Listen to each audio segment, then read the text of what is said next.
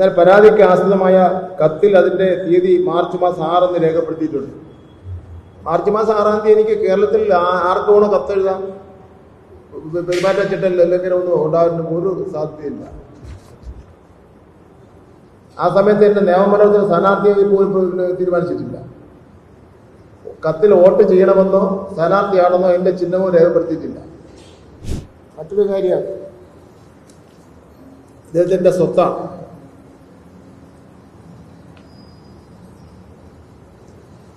യഥാർത്ഥത്തിൽ നാമനിർദ്ദേശ പത്രികയിൽ സത്യവാങ്മൂലത്തിൽ വൻതോതിലുള്ള വിവരങ്ങളാണ് മറച്ചു വച്ചിരുന്നത്. ഇതിനെതിരെ LDF ചീഫ് ഇലക്ഷൻ കമ്മീഷണർക്കും ഭരണാധികാരികൾക്കും ഔദ്യോഗികമായി തന്നെ പരാതി നൽകി കഴിഞ്ഞു. ബാംഗ്ലൂർ കോറമംഗലം 3-ാം ബ്ലോക്കിലെ 408-ാം നമ്പർ വസതി രാജീവ് ചന്ദ്രശേഖരന്റെ ഉടമസ്ഥയിലുള്ളതാണെന്നാണ് വ്യക്തമാക്കുന്ന രേഖകളാണ് പുറത്തു വന്നിട്ടുള്ളത്. എന്നാൽ തന്റെ ഫോറം 26 സത്യവാങ്മൂലത്തിൽ ഈ വസ്തുക്കളെ കുറിച്ച് അദ്ദേഹം യാതൊരു പരാമർശവും നടത്തിയിട്ടില്ല. വസ്തുവിന്റെ നികുതി ഇപ്പോഴും രാജീവ് ചന്ദ്രശേഖരന്റെ പേരിൽ തന്നെയാണ്.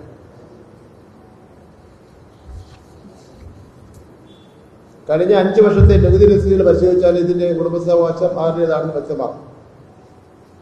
കഴിഞ്ഞ 2024 ലോക്സഭാ തെരഞ്ഞെടുപ്പിൽ തിരുവനന്തപുരം മണ്ഡലത്തിൽ മത്സരിച്ചപ്പോൾ ഇതേ വീട് തന്റെ താമസ സ്ഥലമായി അദ്ദേഹം രേഖപ്പെടുത്തിയിരുന്നുവെങ്കിലും അന്നും ഇത് സ്വന്തം ആസ്തിയായി കാണിക്കാൻ അദ്ദേഹം തയ്യാറായിരുന്നു.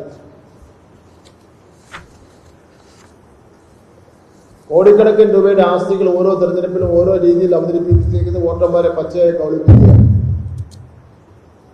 ജനപ്രാതിനിധ്യ നിയമപ്രകാരം ഇത് ശിക്ഷാർഹമാണ്.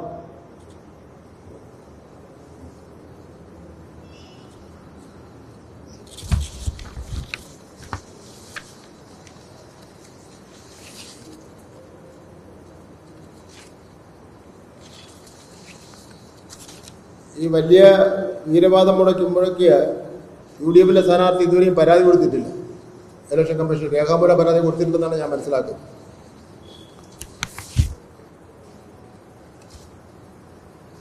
ഒരു കാര്യത്തിന് ശ്രീ രാജീവ് ചന്ദ്രശേഖരൻ മറുപടി പറഞ്ഞാലേ മതിയാവും. റെയിൽവേ ടെർമിനലില്ല. അദ്ദേഹം കേന്ദ്രമന്ത്രിയായിരുന്നു.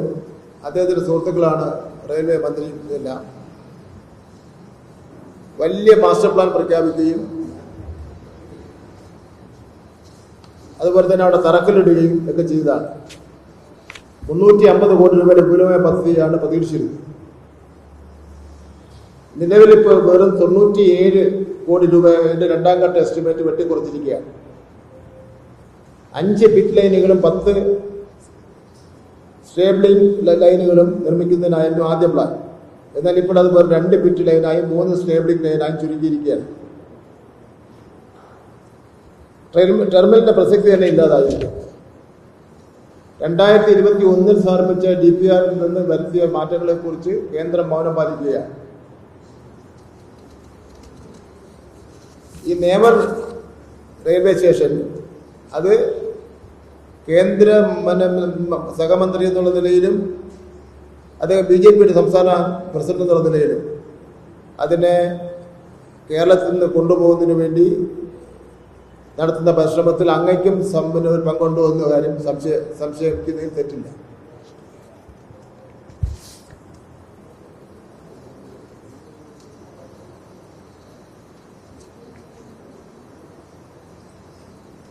ഈ BJPയുടെ ലീഗൽ ഇൻചാർജ്, കാരണം ഒരുപാട് ആൾക്കാരുണ്ട് നിയമമണ്ഡലത്തിലെ സ്റ്റാഫെല്ലാം കൂടെ നോക്കിക്കഴിഞ്ഞാൽ 500-ലധികം വരുന്ന സ്റ്റാഫ് കേരളത്തിന് പുറത്തും ഒക്കെ ഉള്ള സ്വാമിമാരും മറ്റ് ക്ലർക്ക് അങ്ങനെ പല ഉദ്യോഗസ്ഥന്മാരെല്ലാം കൂടി ചേർന്ന് 500-ലധികം വരുന്ന ആൾക്കാർ വരും.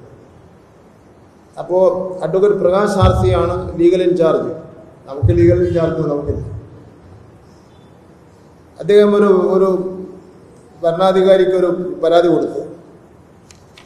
കൊടുത്ത പരാതി LDFിന്റെ പ്രചരണ പ്രവർത്തനം തെരഞ്ഞെടുപ്പ് കമ്മിറ്റി പെരുമാറ്റച്ചട്ടങ്ങൾ പൂർണ്ണമായും ലംഘിക്കുന്നുള്ളതാണ്.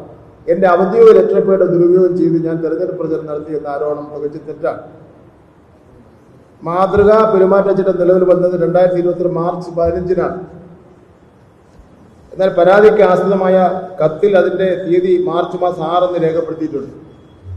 മാർച്ച് മാസം 6-ാം തീയതി എനിക്ക് കേരളത്തിൽ ആർക്കുമാണ് കത്തെഴുതാം? പെരുമാറ്റച്ചട്ടം ലംഘനമൊന്നും ഉണ്ടാകുന്ന ഒരു സാധ്യതയില്ല. ആ സമയത്ത് എന്റെ നിയമമണ്ഡലത്തിൽ സ്ഥാനാർത്ഥിയായി പോലും തീരുമാനിച്ചിട്ടില്ല. കത്തിൽ വോട്ട് ചെയ്യണമെന്നോ സ്ഥാനാർത്ഥിയാണെന്നോ എന്റെ ചിഹ്നമോ രേഖപ്പെടുത്തിയിട്ടില്ല. തെരഞ്ഞെടുപ്പ് പ്രഖ്യാപനത്തിന് മുൻപ് ഒരു മന്ത്രി എന്ന നിലയിൽ ജനപ്രതി എന്ന നിലയിലോ വികസന കാര്യങ്ങൾ അറിയിക്കുവാൻ ഔദ്യോഗിക ലെറ്റർപാട് ഉപയോഗിക്കുന്നതിൽ യാതൊരു നിയമ തടസ്സവുമില്ല. മാർച്ച് 15-ന് ശേഷം ഔദ്യോഗിക സംവിധാനങ്ങൾ ഉപയോഗിച്ച് ഇത്തരത്തിലുള്ള യാതൊരു സന്ദേശവും വിതരണം ചെയ്തിട്ടില്ല. ജനങ്ങളെ തെറ്റിദ്ധരിപ്പിക്കുവാനും വ്യാജവാർത്തകൾ സൃഷ്ടിക്കാനും വേണ്ടി BJP നടത്തുന്ന ഈ നീക്കം ജനം തിരിച്ചറിയും. ഡേറ്റ് പോലും ശ്രദ്ധിക്കുന്നില്ല.